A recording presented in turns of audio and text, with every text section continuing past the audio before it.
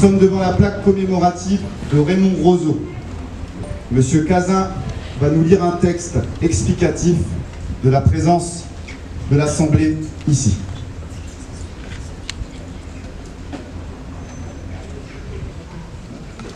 C'est avec une émotion particulière que nous honorons la mémoire de notre cher Raymond Roseau, abattu par l'ennemi la veille d'un si beau jour. Je n'étais à l'époque qu'un enfant, mais cette histoire marquera à jamais mon existence.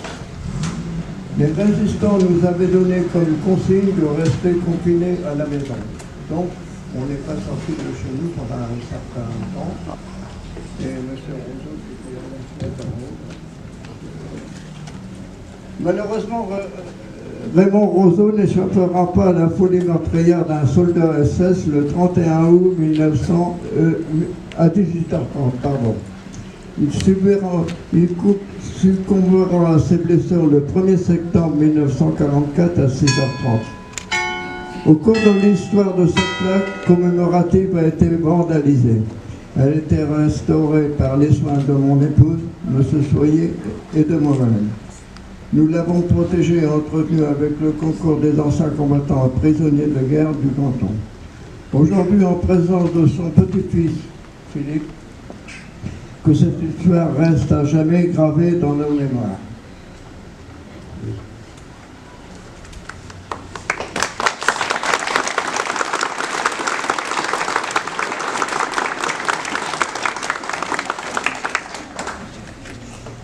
Dépôt de gerbe.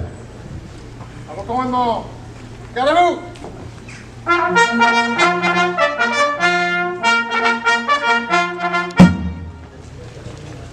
Dépôt de gerbe par Monsieur Cazin et le Conseil municipal des jeunes.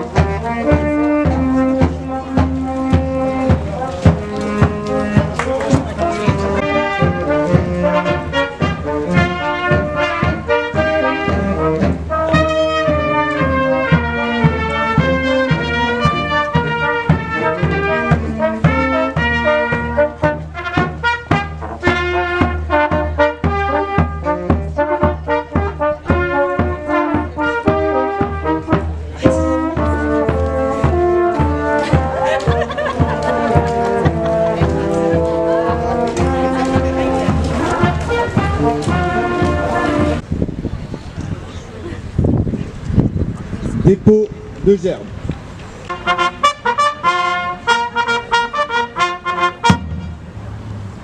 Dépôt de gerbe par le Souvenir français.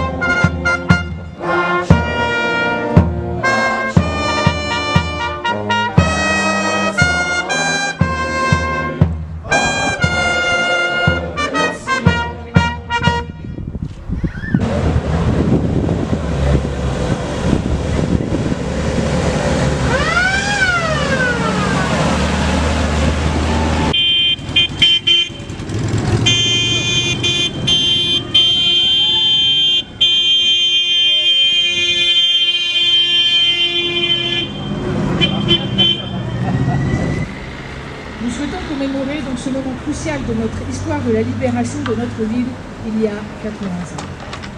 Il s'agit pour moi d'un moment fort à laquelle je tiens afin d'exprimer, au nom de tous, ma profonde reconnaissance pour ce peuple français qui a su, sous la période de l'occupation, se mobiliser, se coordonner, résister pour permettre à la France d'être encore aujourd'hui un pays libre où la démocratie s'exprime. Je n'oublie pas les propos de mes aïeux. Je n'oublie pas l'évocation de Bordeaux, libérée le 24 août 1944 grâce aux troupes de la 2e DB soutenues par les forces américaines. À cette époque, dans cette région, des hommes et des femmes dans l'ombre vont agir. Non, je n'oublie pas Marthe. Elle confia ses enfants à ses parents afin de pouvoir œuvrer contre l'occupant nazi. Les femmes étaient nombreuses à cette époque en résistance. Elles étaient, elles aussi, légion. Une fois libérée, Bordeaux connut le temps de la reconstruction et la réintégration dans la France libre. Mais à cette époque, il n'y eut pas que Bordeaux. Il y eut Paris libérée, elle aussi, le 25 août 1944. Là encore, je me souviens des récits de Paris, des récits de Montmartre. Parmi ces résistants, il y a cet homme de l'active. Finalement, auprès des forces vives de la nation, composées d'hommes et de femmes de tous les âges, de tous les milieux, qui faisaient le choix du refus de la désobéissance et face à l'Allemagne nazie qui s'organisait. Ils sont de tous bords, socialistes, francs-maçons, communistes, gaullistes. Ils sont de religions différentes et pourtant ils s'unissent. La France et la liberté méritent cela. En effet, après des années d'occupation et de souffrance des Français qui ont éprouvé la peur, la douleur et l'injustice, ils ont vu leurs droits fondamentaux bafoués, leur vie perturbée, leur quotidien assombri par l'ombre de la guerre. Malgré toutes ces épreuves, la résistance et la détermination des hommes et des femmes qui composent notre pays n'ont jamais faibli, même si certains ont collaboré. Mais Paris ne fut pas la dernière ville libérée de l'occupant. Il y en a eu encore beaucoup d'autres, dont Montdidier, notre ville. J'ai la chance aujourd'hui d'être parmi vous pour commémorer cet événement. Le 1er septembre 1944, Montdidier se réveillait sous un ciel nouveau, un ciel qui ne portait plus le poids de l'oppression. Les libérateurs, issus des forces alliées, sont arrivés avec un message d'espoir et de solidarité. Tous ensemble, réunis ce jour, souvenons-nous du Montdidier opprimé, puis du Montdidier libéré grâce au combat de ces militaires et des résistants qui se sont soulevés tous avec courage pour dire non à l'envahisseur. Avec fierté et émotion, rappelons-nous en ce 1er septembre, celui de 1944. Cette journée fait suite à des jours qui, dès 1939, sont parsemés d'inquiétudes.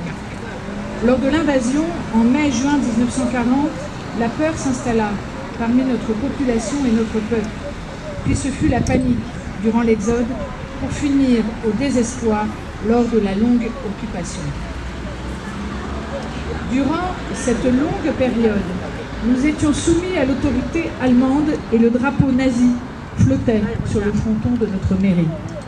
Nous ne devons pas oublier aussi ce million de prisonniers français en Allemagne, ni oublier les tickets de rationnement, l'oppression de la police allemande et la déportation en camps de concentration et d'extermination de tous ceux qui refusaient d'obéir. Il m'appartient dès lors de saluer avec un profond respect tous ces jeunes hommes, pour la plupart, qui ont aussi rejoint le Royaume-Uni ou la résistance pour continuer la lutte, tous sans exception. Ayons aussi une pensée particulière en ce moment précis pour Georges Fortier, capitaine des forces françaises de l'intérieur, responsable des secteurs de Montdidier et de Maignelet, de son adjoint le lieutenant Bernard Dupuis, qui ont parfaitement organisé les actions de résistance dans les environs de notre commune, sans attendre les forces libératrices. La résistance, en ces moments précis, a asséné des coups sans cesse plus redoutables à l'occupant et à ses complices. Les pertes allemandes furent telles que l'ennemi fut contraint de reculer, tout d'abord en Normandie, puis, de plus en plus rapidement, pour enfin capituler le 8 mai 1945. Ayons collectivement des pensées vers toutes celles et tous ceux qui ont disparu dans l'enfer des camps, des pensées pour toutes ces familles anéanties, des pensées pour tous ces martyrs et des pensées pour toutes ces ombres qui sont toujours dans notre mémoire collective. Soyons lucides et ne laissons pas la place aux réviseurs de l'histoire qui refusent la triste vérité. Mondidériens, souvenez-vous que la fraternité des combattants de notre cité de Parmentier dans le combat fut la clé de la victoire. Pour vaincre, il fallait d'abord le vouloir, les Mondidériens l'avaient voulu. Vous, habitants de Montdidier, entendez ce message. Le sens du devoir, je le rappelle, n'est pas seulement envers le passé, mais il est aussi tourné vers l'avenir, car vous le savez tous, notre société est libre, démocratique, ouverte à l'autre, et cependant, elle demeure encore fragile. Dans le respect de l'histoire des combattants, des souffrances et du sang versé, c'est la victoire de la paix et de la démocratie qui prime. Il ne peut y avoir d'avenir dans la crainte, la colère ou le repli sur soi.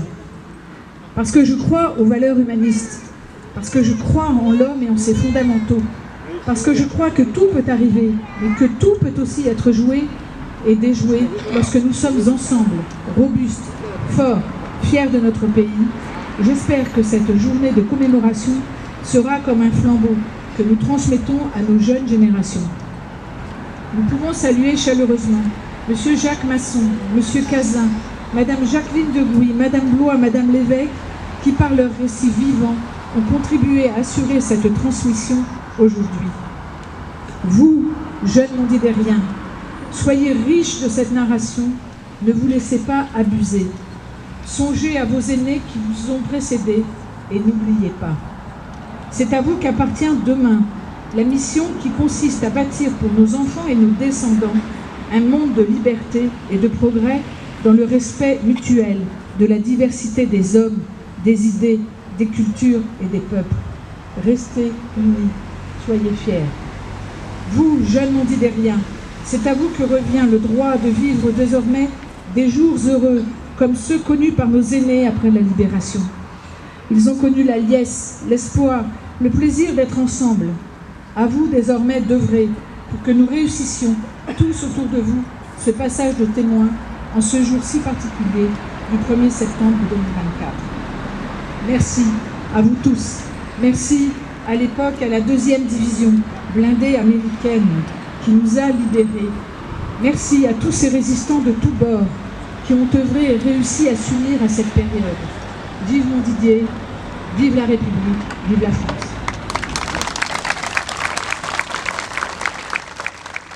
Mesdames et messieurs, nous commémorons la fierté retrouvée de notre nation, qui en participant elle-même à sa libération, comme ici à Montdidier, mais aussi à Moreuil, à Trois-Rivières ou à Roy, et avec le soutien de nos alliés anglais et américains, et d'autres nations, mais également des soldats venus d'Afrique et du Maghreb, nous a permis de bâtir une société de liberté dont nous sommes aujourd'hui les héritiers.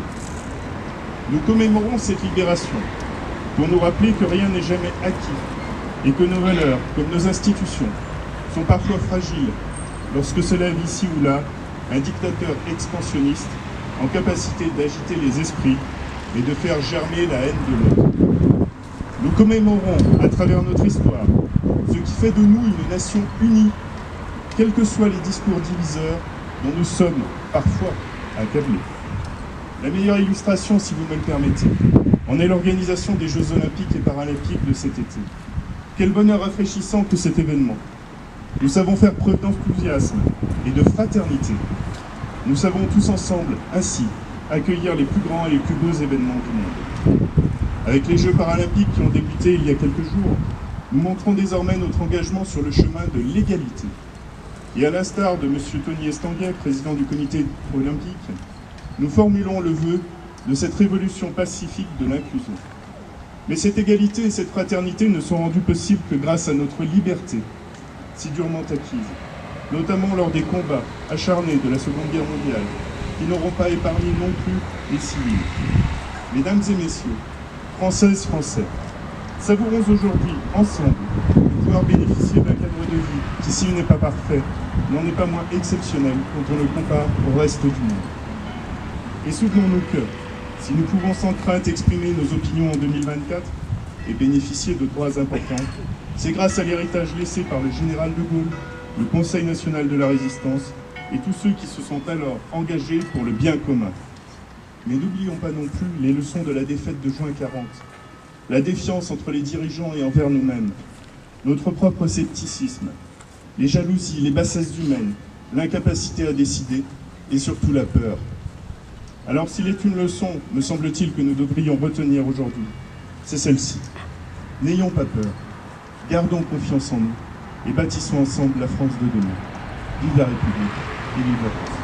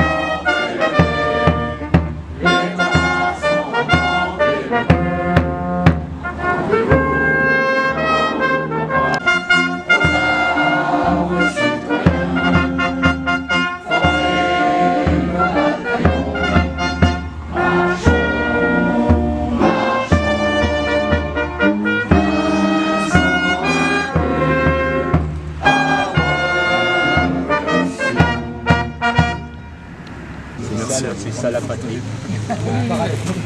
Merci de m'avoir répété.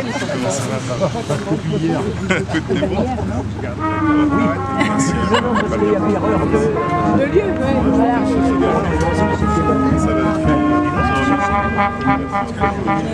C'est bien. Merci. Vous allez bien? Oui, c'était au 14 juillet.